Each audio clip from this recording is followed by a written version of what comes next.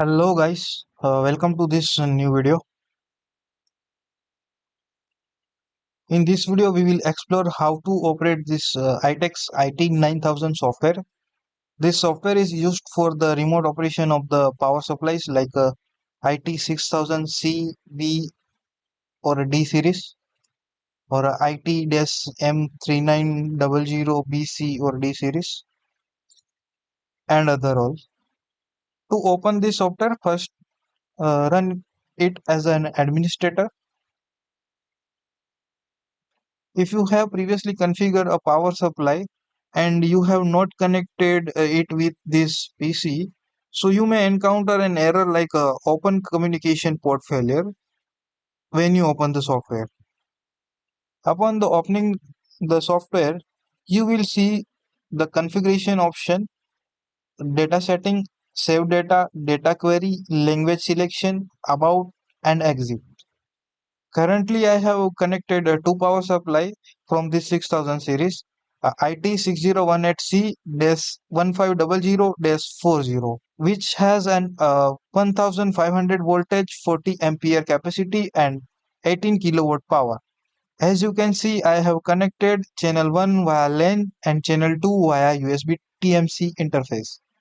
To connect via LAN, we first need to configure the I/O configuration in the instrument. So on the instrument, there are three options are available: USB, LAN and CAN. We will select the LAN option. In the LAN setting, you will see the IP info, IP configuration, restore and reset option. Clicking on the IP config, in IP config, there are two options: IP mode and IP server configuration. So if you want to configure this power supply onto server, so you will go with this server configuration or option also. Currently, I will clicking on IP mode. In IP mode, there is an two option: manual and auto. If you are connected with a DHCP network or you have a router, you can directly select the automatic option. This will automatically detect the IP address from the available ones in your system and assign it to the instrument. For this setting, we will use the manual option. We will set the IP address to 192.168.200.100 and subnet mask to 255.255.255.0. The same IP configuration must be also set to the PC. We will select the device interface, whether we have an four option available: USB, RS232, LAN and GPIB. Currently, we will select this LAN option. In this section, we will enter the instrument's IP address 192.168.200.100 and set the default port, which is the 30,000. After configuring this interface values, we will click OK. However, after clicking OK, an error message is appeared: device port failure. To solve this issue, we will check the communication between instrument and PC. To verify the response from the instrument, we will ping it. As you can see, we are not receiving any response from the instrument. To diagnose further, we will check the front panel setting of the instrument. As discussed earlier, the interface setting should be correctly configured on the instrument front panel. As I am checking on the instrument's front panel, I have selected this LAN interface. The issue could be with the cable, so I am checking the cable. In the LAN info section, all the settings parameters like the IP address, subnet mask, gateway and DNS will be displayed. Next, we will check the PC's network setting. To do this, we will go to the control panel, network sharing center. Currently, only Wi-Fi adapter is visible and the local Ethernet option is not showing, which could indicate a cable issue. I am checking the cable connection. Now, as you can see, the Ethernet 2 option is available. So we will click on this Ethernet 2. In Ethernet 2, we will select the Internet Protocol version 4 or a TCP IP version 4 and click on the properties. Here we will manually enter the IP address 192.168.200 The last digit must be different from the instrument's IP address. You can use any free IP address available in your network. Now that the configuration is complete, we will check the instrument's response again.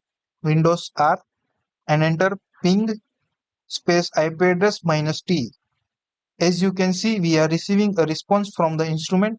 This means our connection is established.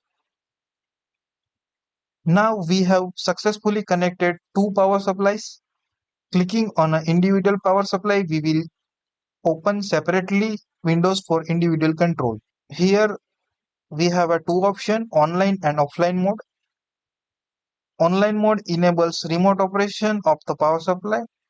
Offline mode allows operate via front panel of instrument. Next, we have a battery query option which provides charge discharge functions data logging. So there is an option for the clear protection if any protection features like over voltage, over current protection, over power protection, under voltage protection, under current protection are triggered. You can reset them using this clear protection. To save parameters, use the save parameter option. The settings are saved with .6000 extension. If you want to continue the same test later, you can load the saved parameter using the load parameter button. Now we will make the system into remote mode by clicking the on online. Once system in online mode, you will see this type of interface. Graphical representation of a voltage and current with a time, real-time power, voltage and current information.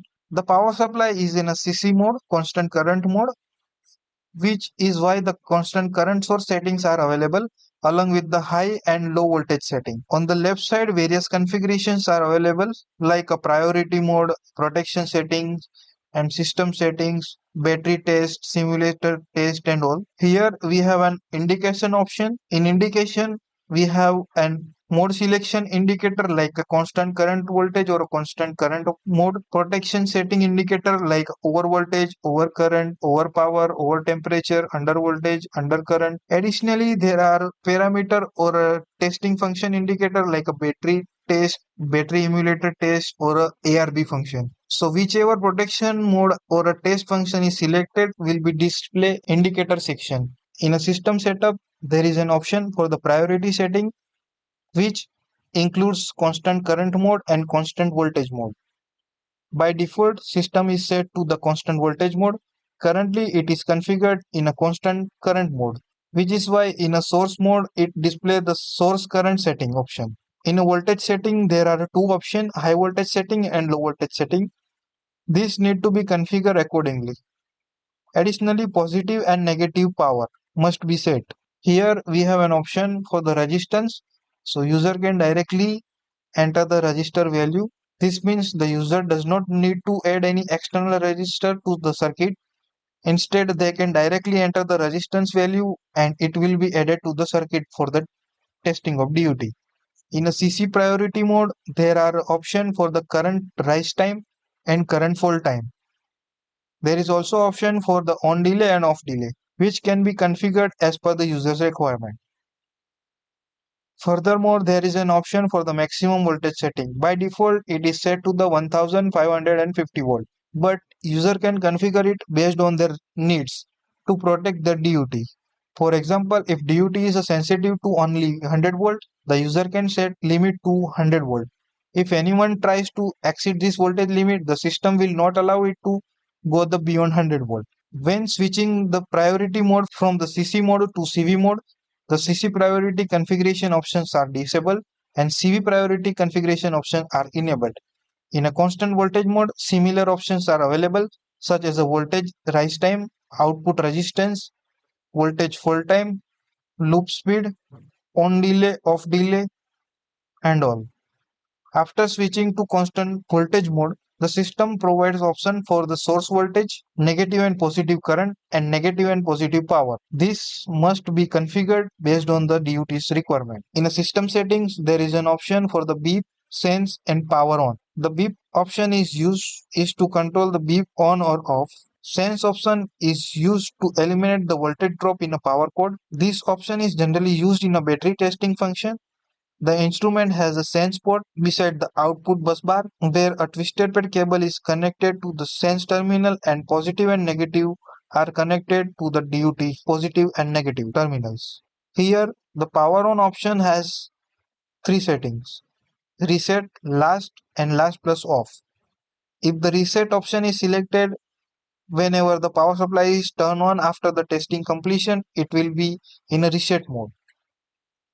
If the power supply is set to the last mode, all the voltage, current and power and other settings remains unchanged. So power supply will keep your all previous setting. In a last plus off mode, the power supply retains the last settings but turn off the output.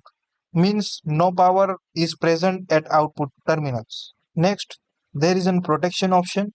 The system includes the overvoltage protection, overcurrent protection, overpower protection, undervoltage protection, undercurrent protection. User can configure these protections by entering the threshold values. There is also option for the delay configuration, which determines how long it takes for the protection to trigger after the exceeding the threshold. For the undervoltage and undercurrent protection, a warm up time option is also available. If immediate triggering is required, a minimum delay time can be set to the protect the duty. The system also includes a digital ports which have a total 8 pins. So 1 to 7 pin are dedicated for the function, while the 8 pin for the grounding. Each pin supports PWM functionality, allows user to generate PWM signal based on the setting.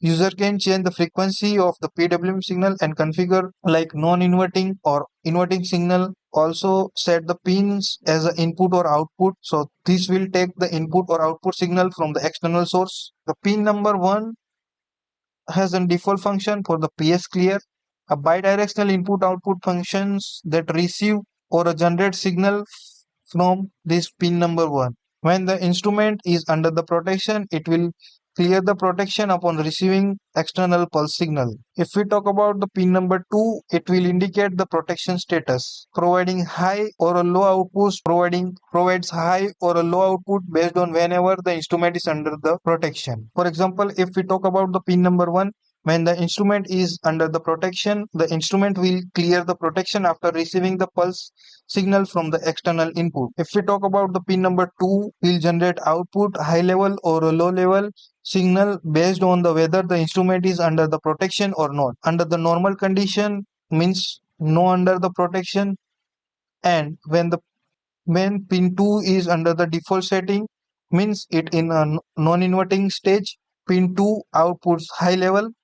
When the instrument is in under the protection, pin 2 output low level signal. If we talk about pin number 3, power on status indicator, which is its by default function, it indicates the instrument's output status. If the output is off, it provides a high level signal.